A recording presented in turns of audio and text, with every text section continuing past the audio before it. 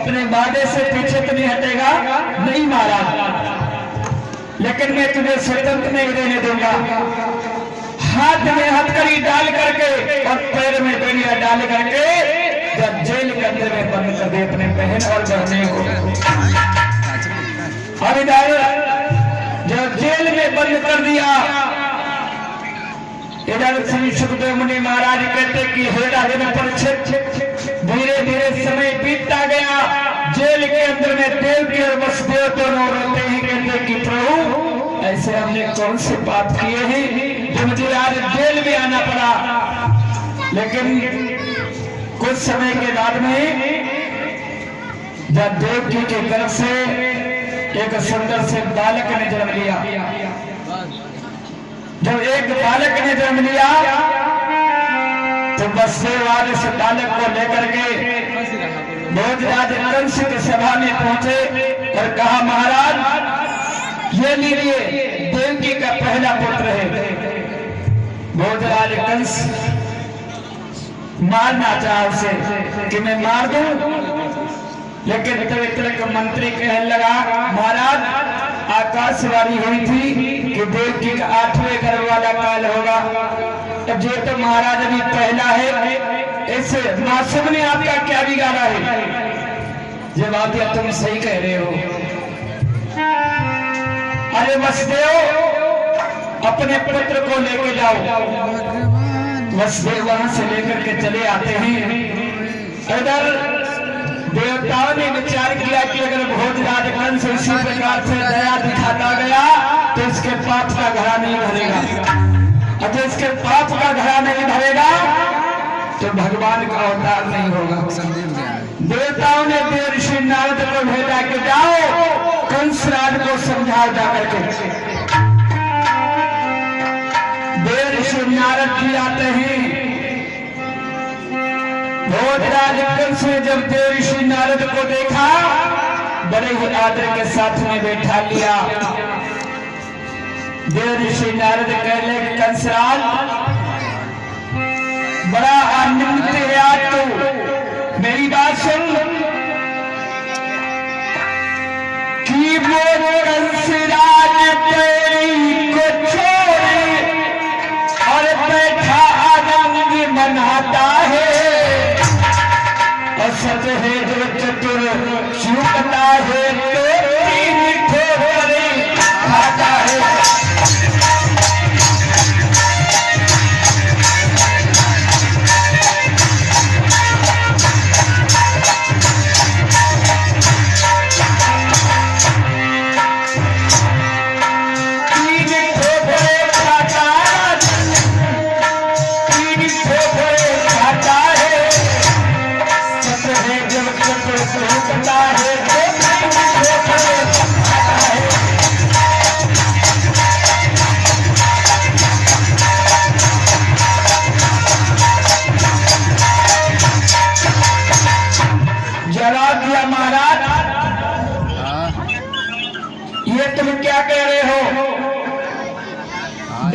छोड़ करके अरे मेरा कौन बैरी हो सकता है? जवाब दिया कि आकाशवाणी हुई थी, भूल गया क्या? अरे महाराज आकाशवाणी हुई थी कि 8वें गर्भ वाला काल होगा, लेकिन ये तो पहला है। इस मासूम ने मेरा क्या बिगाड़ा?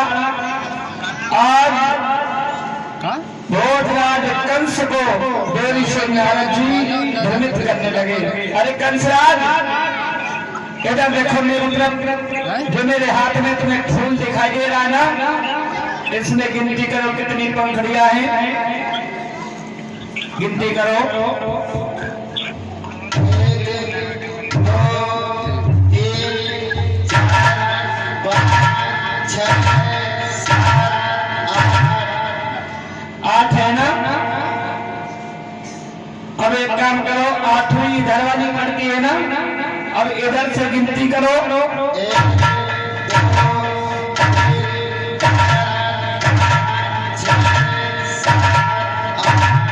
8वीं इधर वाली पड़ती है ना, अब बीच से एक बार गिनती कर लो।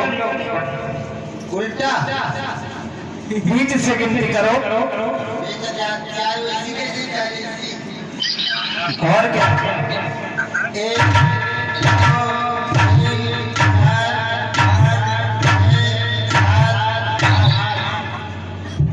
भोजराज कंस कहने लगा महाराज आपके कहने का मतलब मैं समझ गया।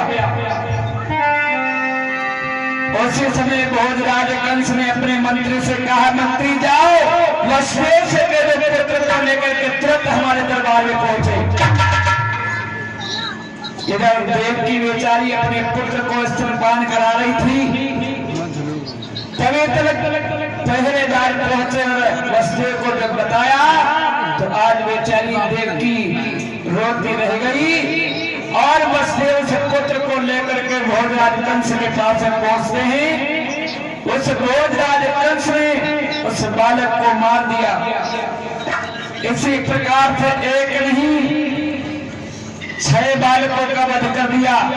जब 7वें कर्ण की बारी आई तो देवकी और वसुदेव जेल में रोते हैं कि प्रभु एक नहीं 6 बालकों का वध हो गया, मार दिए गए, मैं कैसे सहन करूं। जिस माँ का एक बेटा मार दिया जाए तो माँ का क्या हाल हो जाता है, और मेरे एक नहीं 6 बालक मार दिए गए।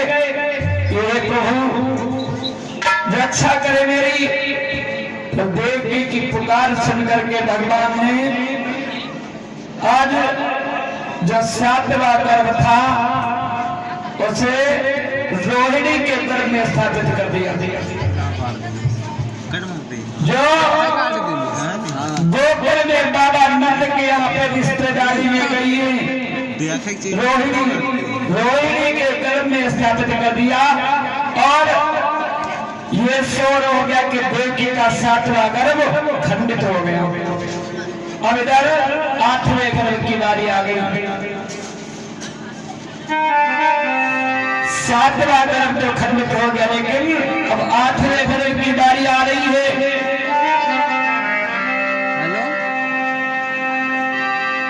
जो ही 8वें गर्भ की बारी आई तो उसी समय महाराज जब भोजराज कंस ने ऐसी तैयारी कर ली कि जहां पे एक पहरेदार था वहां पे 4 लगा दिए, और जहां पे एक ताला पड़ा हुआ था वहां पे 4 ताले डलवा दिए।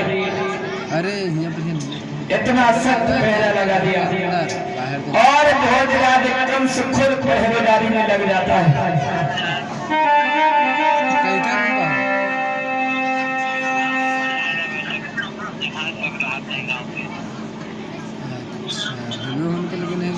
और एक कथा में दान आया है, गुड्डन रावापुर के निवासी की तरफ से 11 मुद्राओं का दान हुआ है, और ये जीत बहादुर की तरफ से 30 मुद्राओं का दान हुआ है।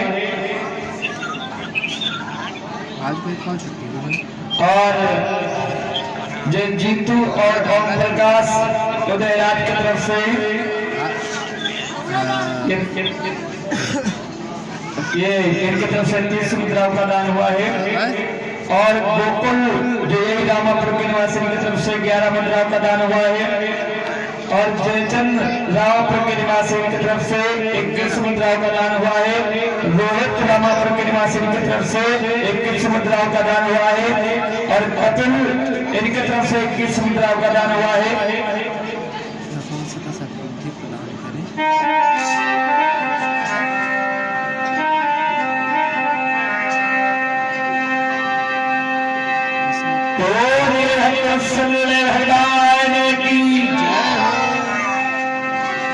तो देखिए अब भगवान का अवतार होने वाला है। भैया कहीं फोन ले लिया तब को सही करके मेरे इधर का ठीक